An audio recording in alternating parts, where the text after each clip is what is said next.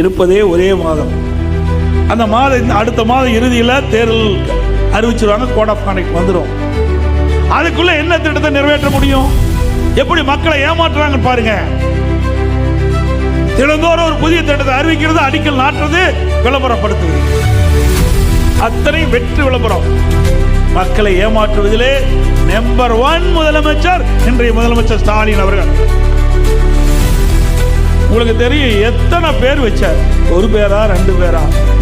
ஏதாவது எந்த பேராவது மக்களுக்கிட்ட ஞாபகம் இருக்குதா? ஒரு பெயரை வைப்பாரு, ஒரு திட்டத்தை அறிவிப்பாரு, ஒரு பெயரை வைப்பாரு, போட்டோ ஷூட் போடுவாங்க, நம்ம பத்திரிகையாளர் அழகாக பிடிச்சு வெளியிடுவாங்க, அதோட முடிஞ்சு போச்சு. பெயர் வைப்பதிலே நோபல் பரிசு கொடுத்தா பொருத்தமா இருக்கும் திரு ஸ்டாலின் அவர்கள். அதே மாதிரி ஒரு திட்டத்தை அறிவிப்பாரு, ஒரு குழு போடுவாரு, அதுக்கு தலைவர் போடுவாரு, அதோட அந்த திட்டம் 3 விழாக்கள்.